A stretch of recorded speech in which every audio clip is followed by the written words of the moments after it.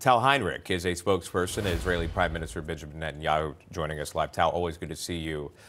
There's a celebratory moment here. We've just spoken with one of the relatives of one of the prisoners that was released in good condition. Her uncle still being held captive by Hamas, the terror organization, as today marks the end of the four-day pause. Can we discuss that with you from the Prime Minister's office? There's been talk about extending this truce, or at least interest from both Israel and Hamas to extend the truce one day for 10 hostages released. Is there any update on that? So, Sean, as for what's happening at this very moment, I can tell you that Israel is still waiting for the fourth group of hostages to be released today, as per the deal that will get us to a total of 50 Israeli hostages released. Right now, there have been some ongoing discussions about the list of the hostages who are supposed to be released today. For obvious reasons, I'm sure you can understand, I can't really expand on the nature of these efforts to bring them home.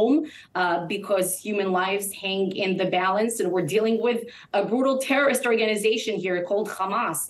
The people of my country, I can describe to you just for a moment, are really glued to their news TV screen, waiting in anticipation for this momentary sigh of relief, but it's another day of mixed emotions for a lot of Israelis. On one hand, as you talk to the woman in the previous segment whose aunt has been released a few days ago, we're seeing these moving images of some families being reunited. But on the other hand, these families, some of these women who have been released so far, they have husbands who are still being held captive in Gaza, husbands who were murdered on October 7th.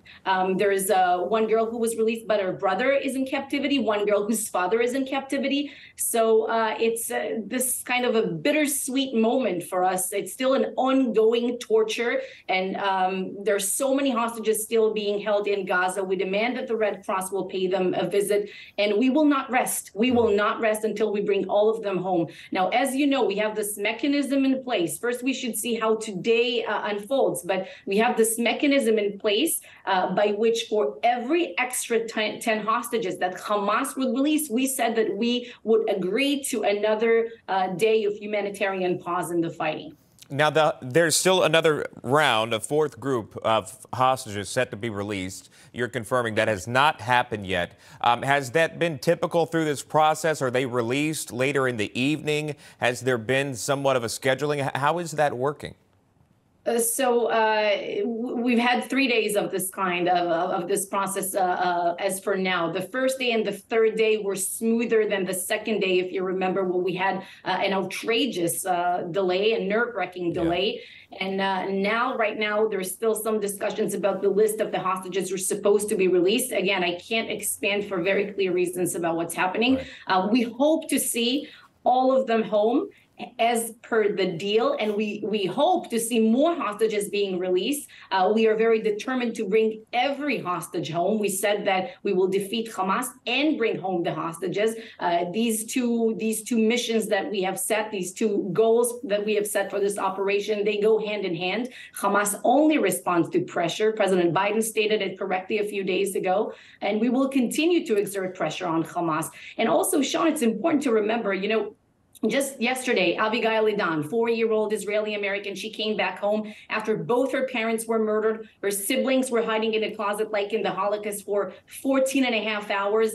We want to be able to promise these children, Abigail and her siblings, that they are completely safe, that Hamas will never, ever take them to Gaza again, will never rain missiles on their communities again. For that reason, we said that a general ceasefire is not even an option. We will eliminate Hamas. Hamas must be gone, as President Biden also just reaffirmed.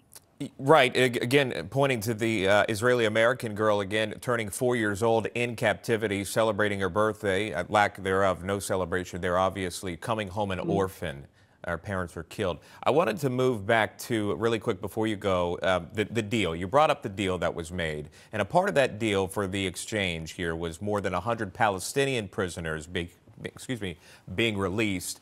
Now, if you're unfamiliar with who they are, just by reading, and here's some headlines for you, we'll show you, could be misleading. One BBC saying this: more Palestinian teen prisoners freed amid hopes of extended hostage deal. AP: Palestinian families rejoice over release of minors and women in wartime prisoner swap. And while that's true in terms of who they are, the Jerusalem Post pointing out this: they are criminals, unlike Israeli hostages who are innocent civilians taken from their home.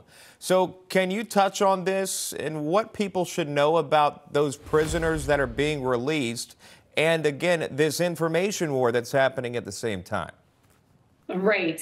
You're correct. There's no equivalency here. Israel is getting back innocent women and children who were stolen, who were forcibly taken from their communities after they witnessed the worst atrocities committed by Hamas death squads. They spent 50 days in captivity in Gaza in terrible conditions, and there are certain concerns for their mental, physical health as they right now come back to Israel gradually. Now, we have released prisoners, Palestinian prisoners, women and minors who have been involved in terrorist activities.